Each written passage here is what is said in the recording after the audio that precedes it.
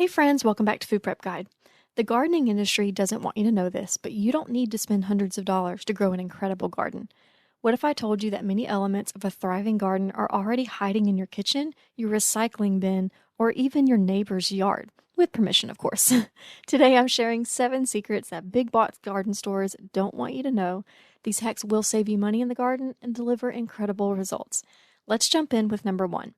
You know how the first thing every gardener is told to buy is bag after bag of compost? It's the foundation of a great garden, absolutely. But that foundation can cost a small fortune. The crazy thing is, we're paying for something that nature gives away for free. So the solution? Become your neighborhood leaf collector. Every fall, I bet your neighbors rake their leaves, stuff them in bags, and put them on the curb. To them, it's trash. To you, it's a pile of gardener's gold. Fallen leaves are loaded with carbon and trace minerals that trees pull up from deep within the earth. As they break down, they create leaf mold, also called humus, which is a wonderful soil amendment. It lightens heavy soil, helps it hold moisture, and feeds all the good microbes that keep your garden healthy. So here's the plan. Just ask your neighbors for their bagged leaves. Seriously, most will be thrilled to have you haul them away. To kick things into high gear, go ahead and shred the leaves by running them over with a lawnmower a few times because smaller pieces break down faster.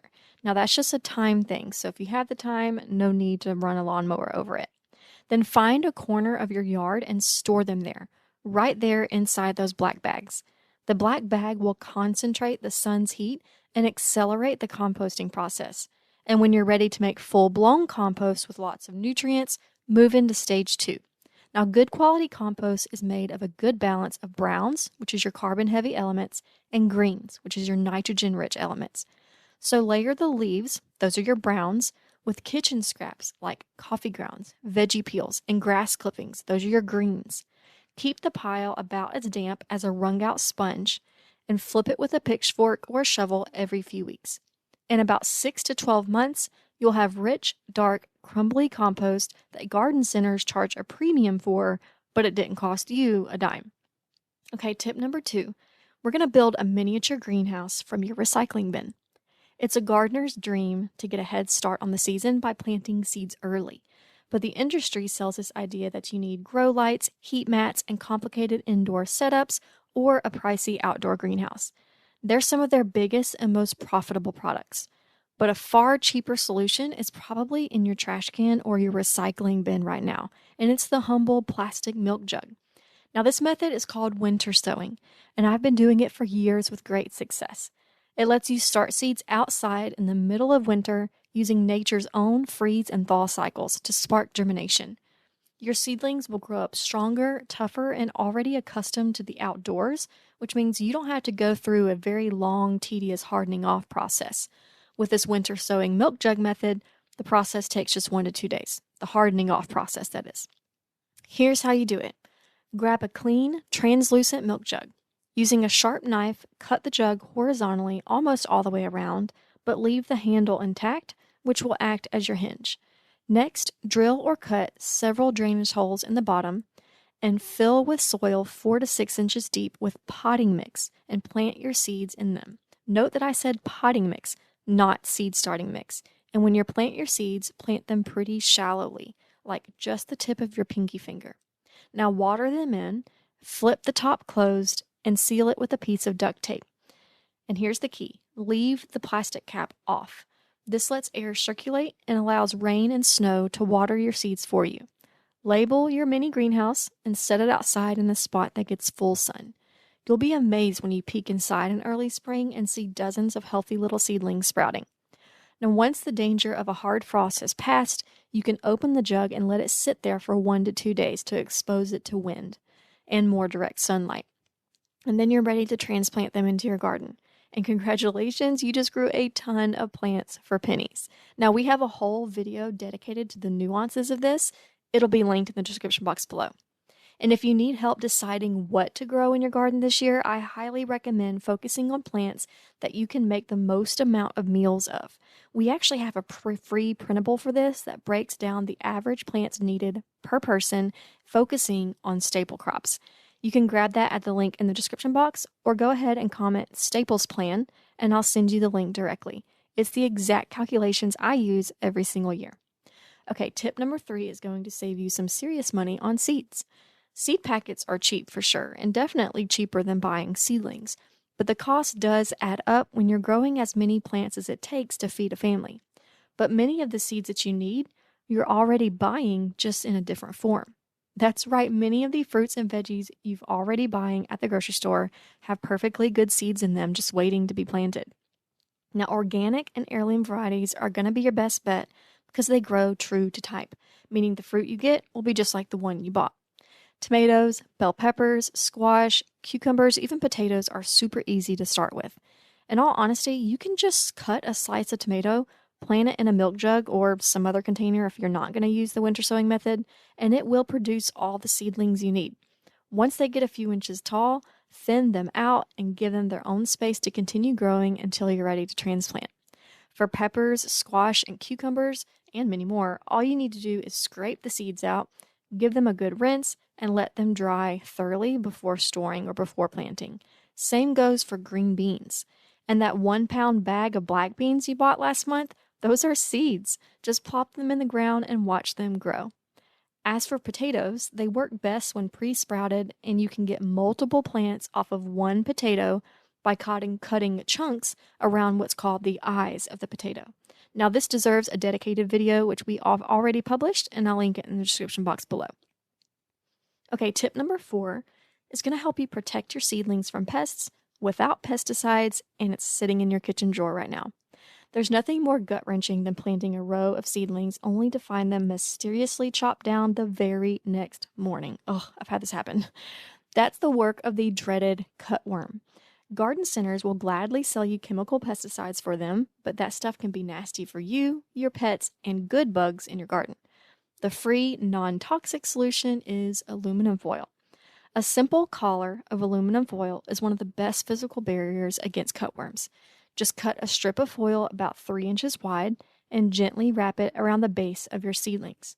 You're kind of making like a loose little cylinder with a little room for the stem to grow, and then push the collar, bury it underneath the soil a little bit, leaving a couple of inches exposed above the ground. The cutworm crawls along the soil surface, makes its way up your plant, which is now foil wrapped, and it can't cut through it, so it goes elsewhere. It also doesn't like the rough edges and the pokey parts. Another cool aspect of this is that the shiny foil reflects light up onto the plant, which can confuse and disorient some flying pests like aphids. They hate the glare and will often just fly right on by. So this little piece of foil is like a suit of armor for your plants, protecting them from top to bottom without a single drop of poison. Okay, tip number 5, let's get you some free mulch. If you walk into any garden center, you will see massive bags of wood chip mulch. They're often dyed weird colors like fire engine red or jet black and selling for a ridiculous price. Now, in my opinion, mulch is non-negotiable. It keeps weeds down, retains moisture, and keeps your soil temperature just right. But there's no need to pay for it. Just call your local arborist or power company. Tree service companies and utility crews that clear branches from power lines produce mountains of wood chips every single week. For them, getting rid of it is a hassle that costs both time and money. You could be the solution to their problem. Many such companies are ecstatic to drop a full truckload of fresh, high-quality wood chips right in your driveway, free of charge. There's even a cool service called Chip Drop that connects gardeners directly with local companies like this. These chips are way better than the bagged stuff because they're a mix of natural, non-dyed wood, bark, and leaves that slowly break down, feeding your soil and creating a fantastic fungal network. Just search online for free wood chips in your area or call a few local tree services or your electric company and ask to be put on their list. One delivery can be up to 20 cubic yards, which could be enough mulch for your whole garden depending on what size it is. You want to spread a thick 3 to 4 inch layer around your plants and you'll have saved hundreds of dollars on mulch. Now, a word of caution here. Don't mix this mulch into your soil because it will leach nitrogen out of the soil and away from your plants, which is bad for growth. But laying it on top is just fine. It's also great for building natural walkways in your garden, though you'll want more like a foot deep for that and lay down cardboard first to smother out weeds. Another word of caution here is if you live in fire ant country like I do. They love wood chips, so keep that in mind. If you need a natural solution for fire ants in your vegetable garden, I'll link that detailed tutorial in the description box as well. Okay, tip number 6 is free sweet potatoes.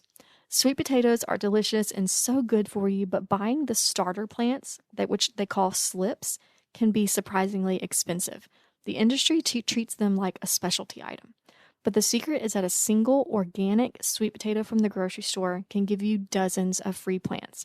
But make sure you get an organic one, because the regular potatoes are often sprayed with a chemical to stop them from sprouting on the shelf.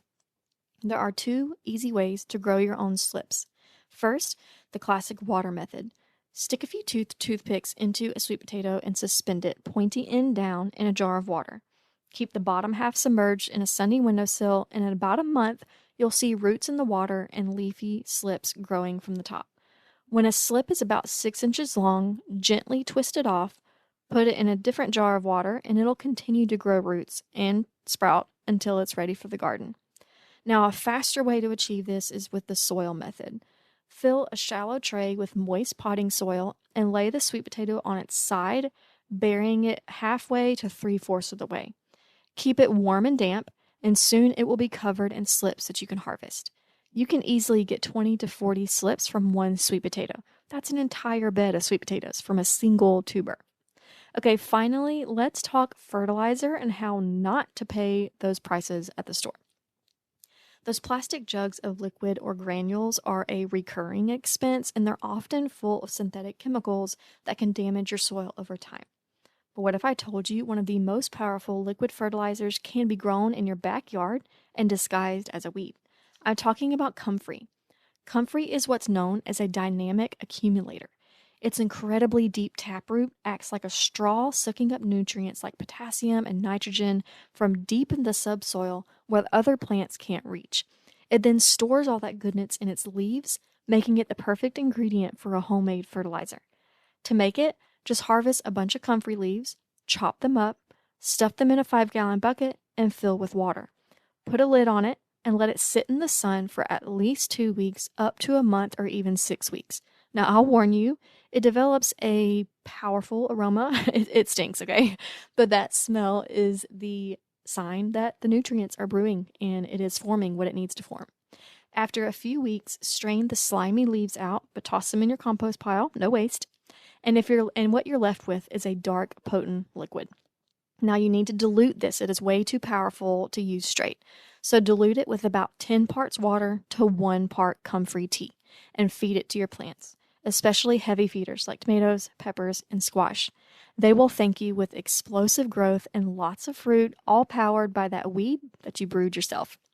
And there you have it, 7 ways to create a beautiful, productive garden for practically nothing. You know how to make black gold from leaves, grow your seedlings in milk jugs, get endless free mulch, clone sweet potatoes, and more. Each of these hacks replaces a product that the industry wants you to believe you can't have without them. But with a little creativity and a new perspective, you can garden and produce a garden that is sustainable and self-sufficient. If you want more details on making that free fertilizer, check out the detailed tutorial that just popped up on your screen. That's all for today. We'll see you next time. Bye!